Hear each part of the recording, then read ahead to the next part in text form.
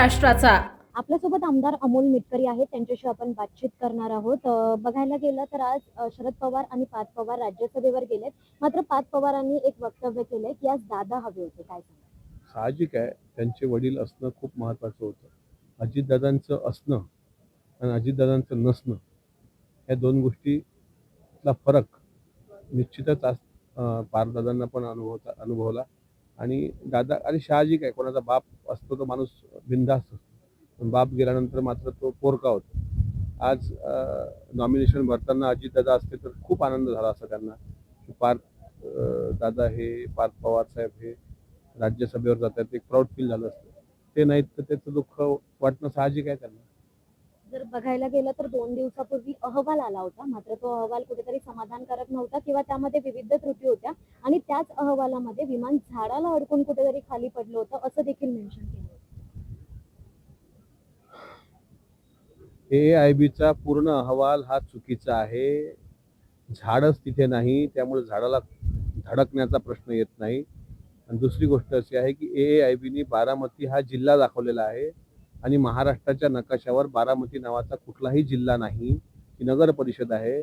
यावरून सगळं लक्षात येतं की तो अहवाल किती त्रोटक आहे, तो अहवाल कसा तकलादू आहे, तो अहवाल किती खोटा बनवलेला आहे. आणि AIBच्या अहवालावर महाराष्ट्रात कुणीही समाधानी नाही. त्याच्यामुळे त्यांनी VSRचं पाप झाकण्याचा तो केविलवाना प्रयत्न केलेला आहे. अमोलजी, आपण जर बघायला गेलं तर रस्त्यावर जरी एखादा छोटासा अपघात झाला तरी त्याची चौकशी होते किंवा त्यानंतर पंचनामे देखील केले जातात. मात्र अजित पवार उपमुख्यमंत्री असताना देखील FIR वगैरे घेतली नाही जात आहे. पण हे दुःख आहे ना, अजितदादांसारख्या व्यक्तीच्या विमान दुर्घटनेचा FIR करायला पोलिसांवर दबाव येऊन जर पोलीस त्या दबावाला बळी पडत असतील तर यापेक्षा मोठं दुःख असू शकत नाही.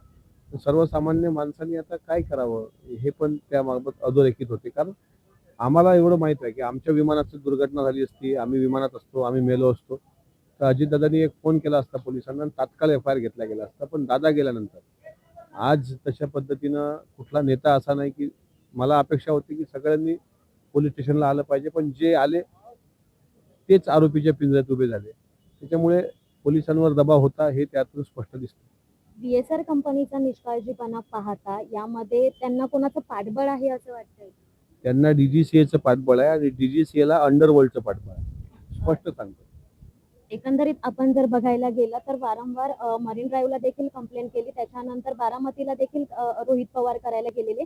या सगळ्यावरून नितेश राणेंनी काल एक खोचक टोला लगावलाय की रोहित पवार आता फक्त पायलट बनायचे बाकी आहे. असं आहे, त्यांच्या वडिलांना ज्यावेळेस जेवतानाच्या ताटावरून उठवल्या गेलं त्यावेळेस त्यांच्या भावना दुखल्या असतील ना. नारायण राणे साहेबांना ज्यावेळेस जेवताना पोलिसांनी नेलं पकडून, दुखल्या असतील ना भावना दोन्ही पोरांच्या. तसं रोहित पवार असतील, मी असेल, पार्थ पवार असतील, जय पवार असतील, आमचा राजकारणातला बाप माणूस गेलाय. आणि आम्ही जर विचारत असू तर टोमणे टोलेबाजी करण्याचं त्यांना टोले टोमणे देतात तर आम्हाला देता येत नाही. पण आम्हाला उलट वाईट या गोष्टीचं वाटतं की अशा प्रकरणानंतर त्यांनी दादांच्या बाजूनं भूमिका मांडायला पाहिजे असताना की अशा प्रकारे जर त्यांची विकृत मानसिकता सोडत नसतील तर त्यांच्या बुद्धीची क्यू येते. अरे काय तुमची काय आता बोलेल मी, आता नाही बोलू. जर बघायला गेलं तर एकंदरीत ही सगळी पार्श्वभूमी लक्षात घेता सत्ताधारी पक्षाचे आमदार म्हणून तुम्ही या गोष्टीकडे वारंवार लक्ष देताय, मात्र सरकार योग्य ती भूमिका अजून देखील घेत नाही.